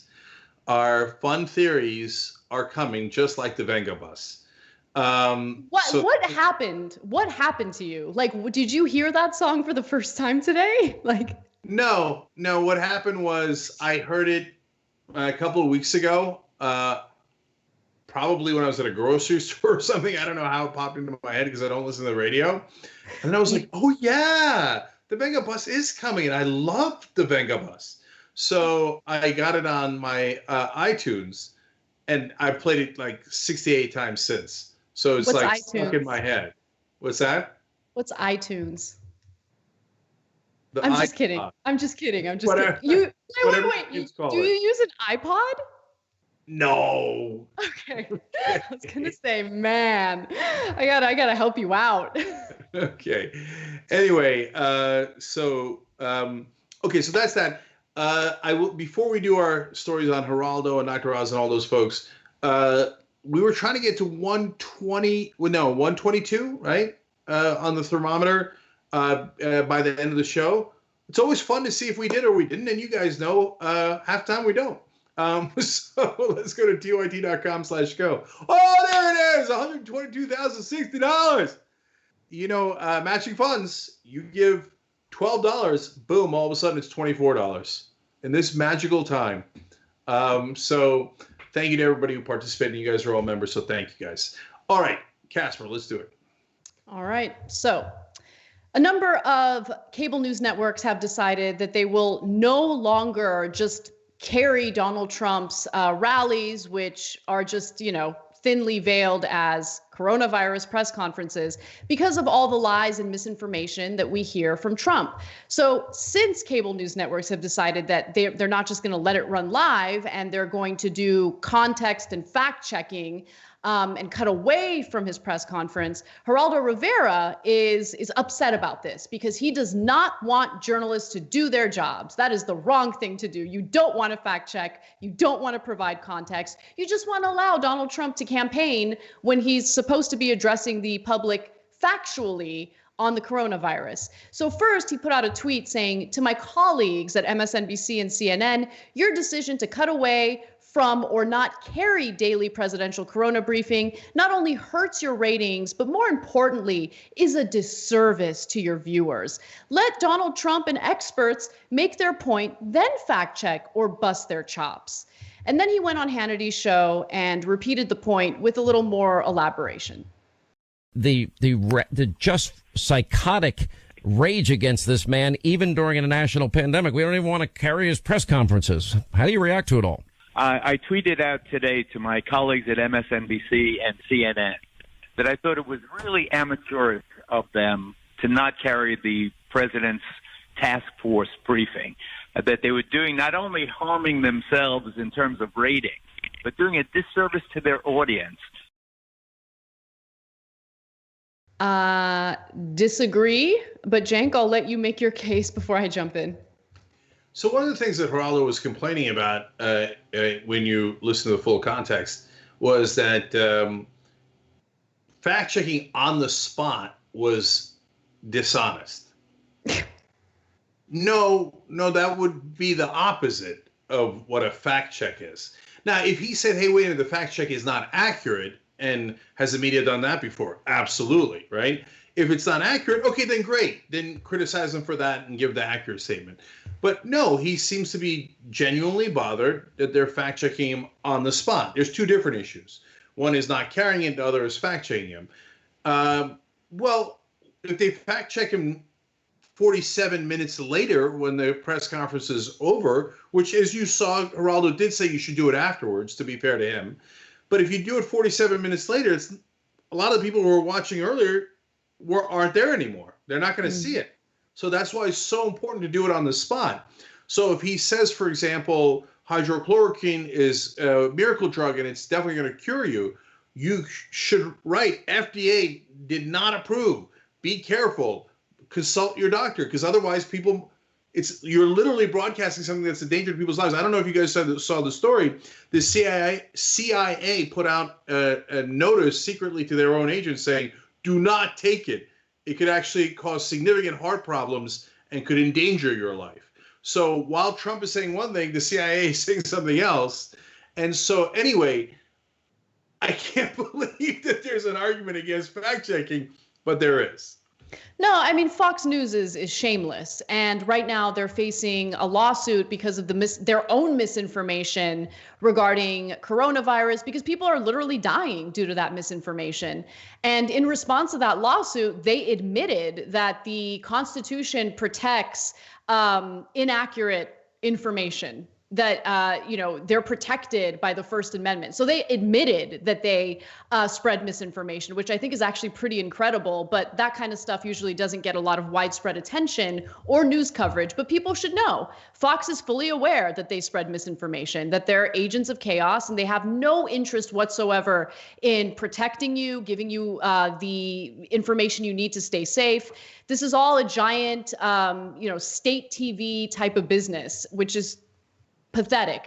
And on top of that, I think it's important to see how people think of COVID-19 based on which cable, network they watch. So for instance, there was a poll done by Daily Kos and Civics, and they found that 45% of people who frequently watch Fox News say that fewer Americans have been killed by the novel coronavirus that causes COVID-19 than the official count indicates. So nearly half of frequent Fox News viewers believe that the numbers are made up, that they're over-exaggerated, and the number is actually much lower.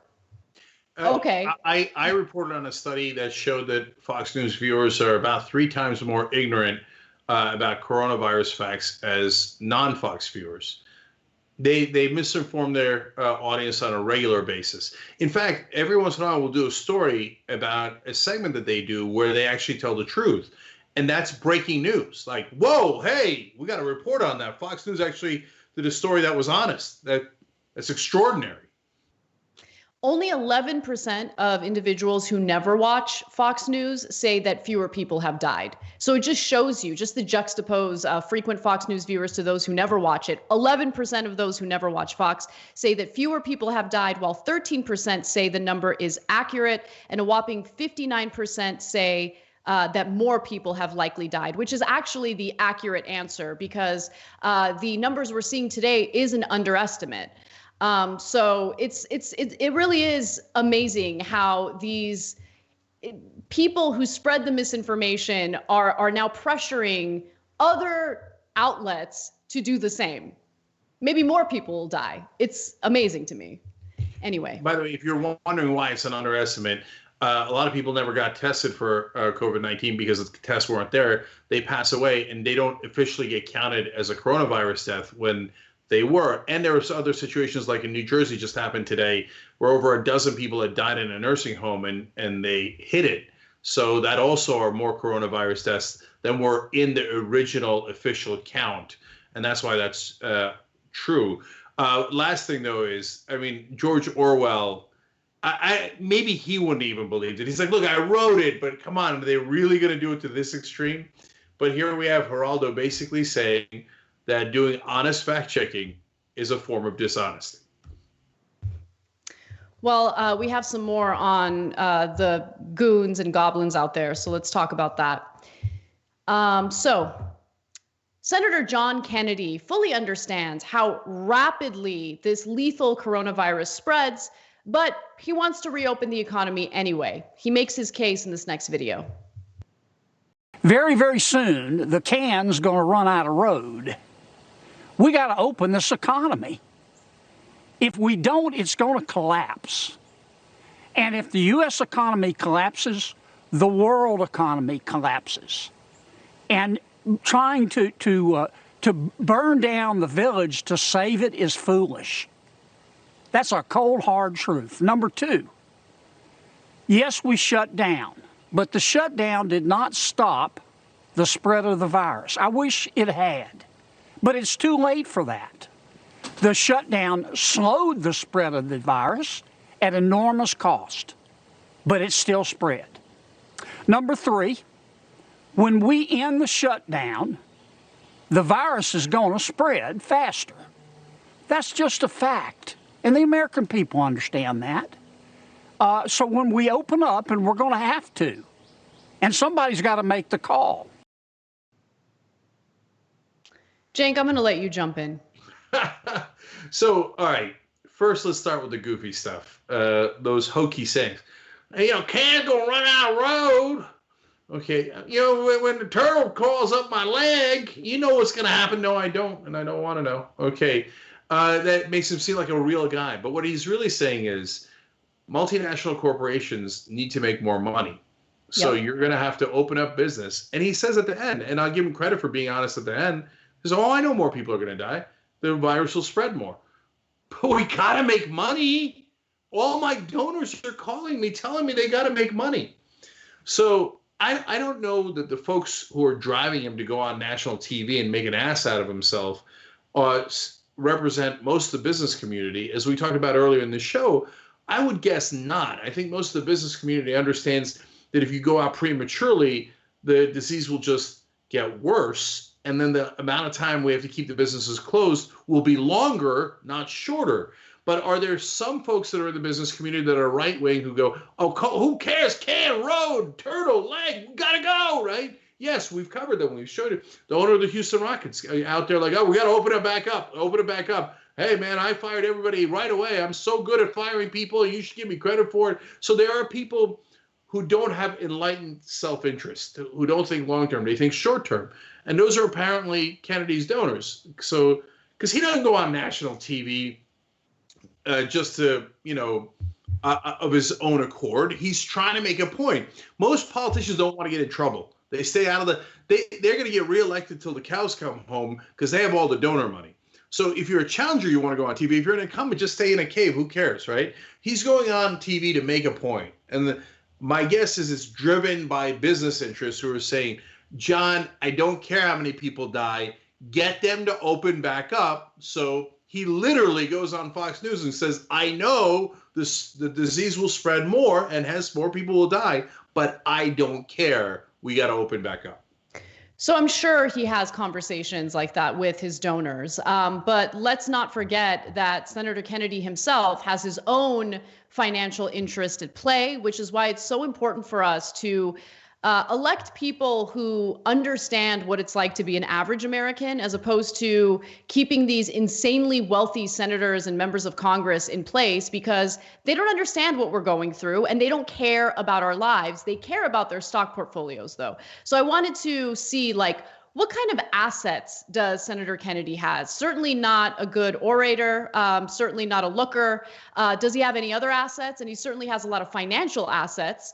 So Open Secrets reports that in 2016, he had 104 assets totaling somewhere between $6.5 million and $18 million, okay? All of those assets are in land or in stocks, mutual funds, ETFs.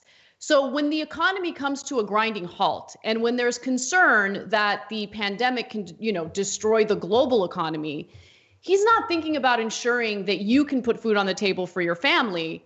He's worried that the stock market's going to tank again. He's going to lose a ton of money because all of his assets are in the stock market.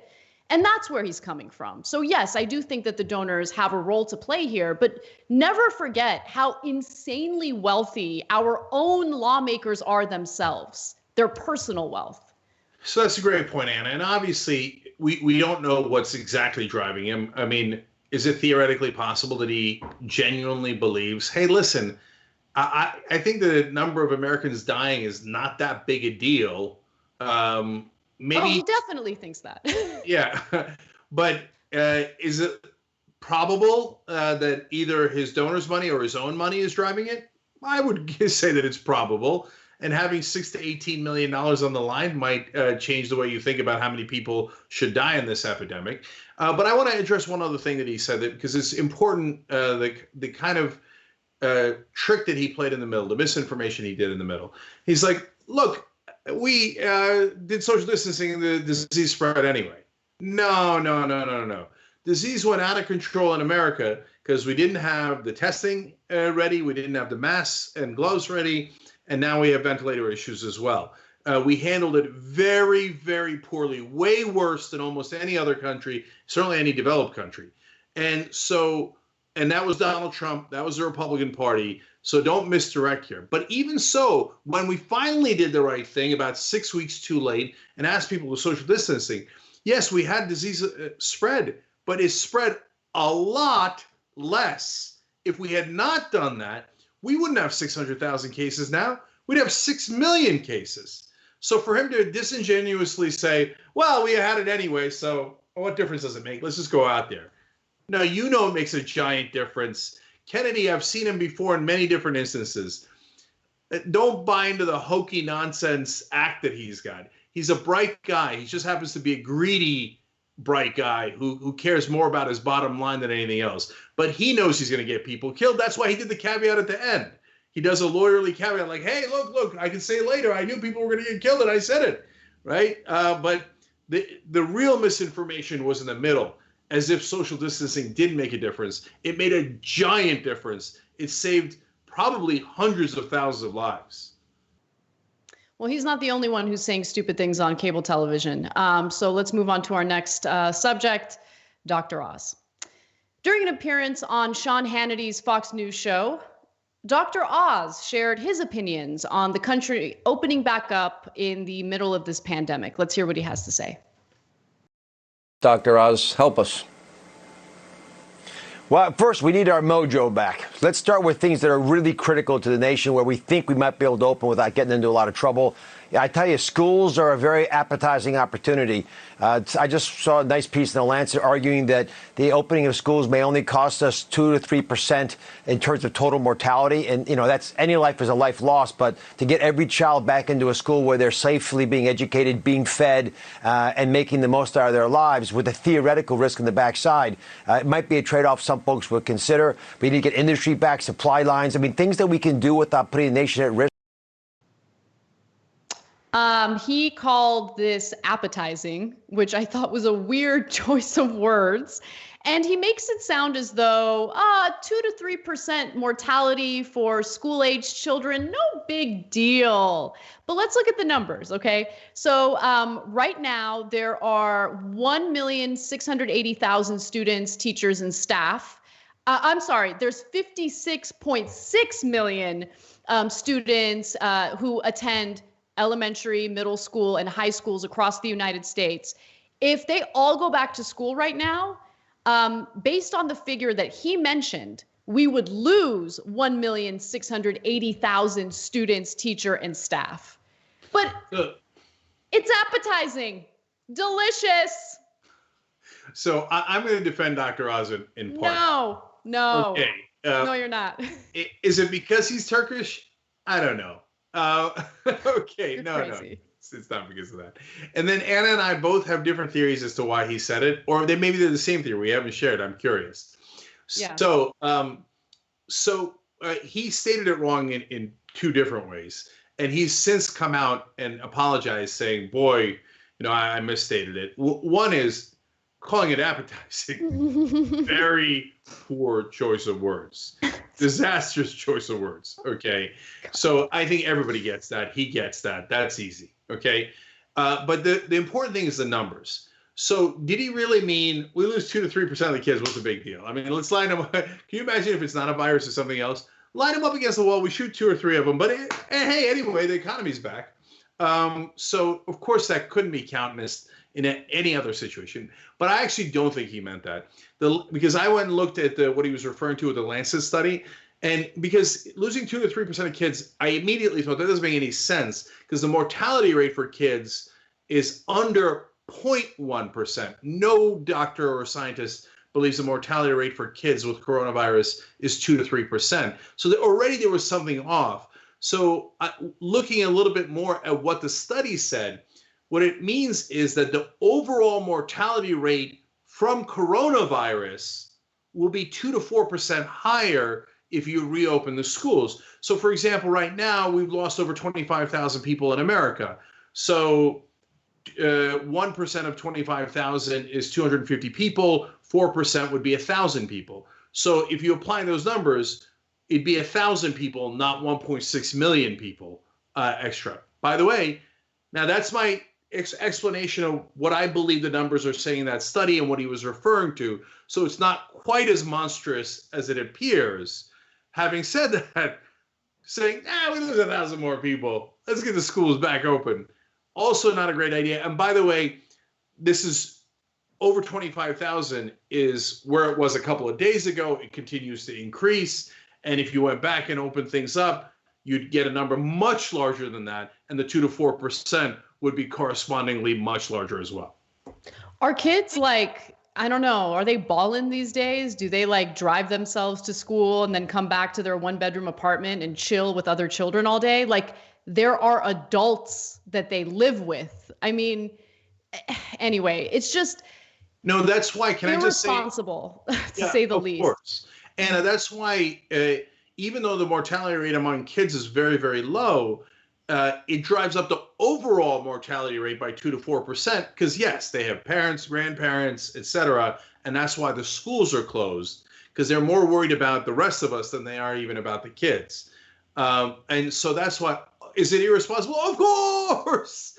And look, why is Dr. Oz going on Fox News? Why do they love him so much? I mean, if Sean Hannity says, Dr. Oz, please educate us, that already means, you've got on a wrong path. And so he's done that a number of times now during coronavirus alone. So here's what my theory is. So he opened his argument by saying we need to get our mojo back. And I'm like, Mojo, okay. And then I thought about how miserable people are being stuck at home with their own children and how desperately they want their kids to go back to school. So then I thought maybe it's because his kids are driving him crazy. But I just quickly looked it up. He has 4 children of his own. However, he also has 4 grandchildren, which makes me think that his kids are much older and he doesn't have to deal with it. But who knows? Maybe he's looking out for his own children who are losing their minds because of their children. I don't know. Look, I had a theory too, and I don't think either one of our theories is necessarily correct because of his age. And he goes on Fox News all the time, so I think that contractually you must say 2 to 3 insane things per month in order to keep your job with Fox News. I don't know if he's technically paid by them or not, but the things he says on there are absurd either way. Yeah, my theory was very similar to yours. It's just an extra layer. If he's got any kids that are still at school, which I do. I have a 9-year-old, 7-year-old. We're having to be their teachers in a sense. Yes, they're zooming into class for half an hour, etc. Then they get a giant amount of homework because it isn't homework. It's their normal classwork. But then we have to check that. So we're all basically homeschooling our kids, and it's driving us crazy. Okay? It's the hardest thing in the world. And so, look, I already appreciated teachers, but we also have a second, like today, one of my kids is making fun of me. They're like, Dad, my teacher has not just us, but 32 of us that they got to do this for. I'm like, first, and you could tell they go to a public school from the number 32. But anyway, I'm like, yes, but that's their only job. Daddy has a couple of jobs, plus now I got to homeschool your ass. Okay. Anyway, so that's why parents are like, maybe we open it back up, regain our mojo a little bit. Totally. No, teaching is tough. It's really like, I don't even like to be asked questions about like where to find things in our place. Like, I just don't it's the most difficult thing because you need patience. You need to obviously have some expertise in what you're teaching. Right. And math is hard. Like simple math, remedial math is whatever, but like, if your kids are in like a trigonometry class or an algebra class or something like that, like that's not my strong suit. So I'm really happy I don't have children. Like I can't deal with that. No. And by the way, like I know that people think like, oh, the show is now 1 hour as opposed to 2 hours while we're doing this whole social distancing thing. But I don't know how it's happening. I feel just as busy as I was before. So I can't imagine like putting kids in the mix. Like, how do people do it? I would just be like, you know what? Here's some popcorn, watch the cartoons. It'll be fine. Everything's going to be okay. I don't want to deal with it. No, the minute I realized they could make sandwiches on their own, I was like, nope, I'm done with lunch. All right. I got breakfast. My wife's got dinner, but congrats kids. You're all grown up. You got lunch going forward. And no, I'll tell you right now, Anna, it ain't easy. But there's upsides too. But I love when parents say that. But there's upsides too. There's upsides too. I don't regret my decision. I don't regret my decision. Like I just we got to get our mojo back. The Venga bus is coming.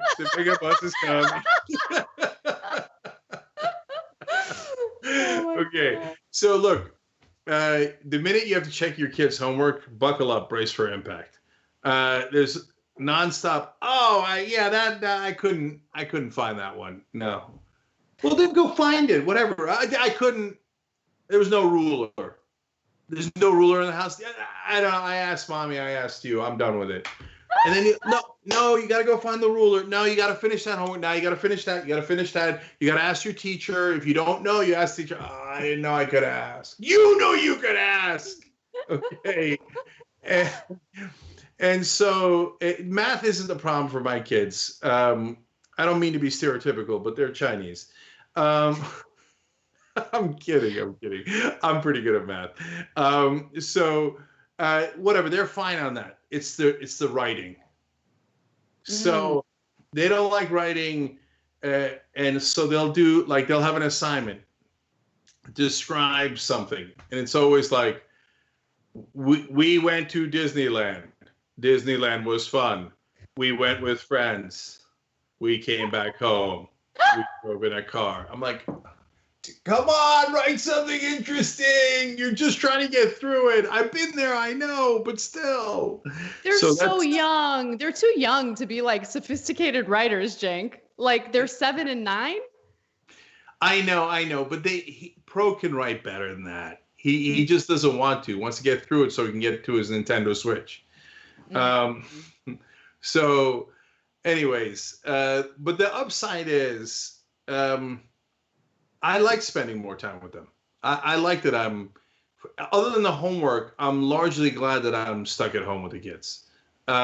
Because, they go to school, I see them in the morning, I see them at night, but you know me, a lot of times I get home late, right? So I've exponentially increased the amount of time I spend with the kids, which is great, other than the homework. Yeah, and now we're watching stupid shows for no reason, so that's also fun. Although it's driving my wife crazy. I try to watch Tiger King, but 3 minutes in, there was so many F-bombs in there that I was like, okay, no, I can't watch that with the kids. Plus, somebody's gonna get eaten at some point. It's obvious. Hey, you gotta watch it. You gotta watch it when the kids are asleep, please. I'm dying to talk about it with you. I know. So we started watching The Big Show. Have you seen that on Netflix? No. The Big Wrestler. And there's a super goofy sitcom about the wrestler who used to be named The Big Show. So it's called The Big Show, which already is, kids are super into. There's a girl just like Joy in it. And Wendy's like, why are we watching this? Why are we watching this? And the kids love it. And secretly, I love it. I don't think it was a secret. You can tell you love it. So anyway, there's definitely upsides too. Yeah. All right. Plus, the Venga bus is coming. The Venga bus is coming. All right, guys. We're out of time, right? Yep. All right. Power panel tomorrow. Power panel. See that?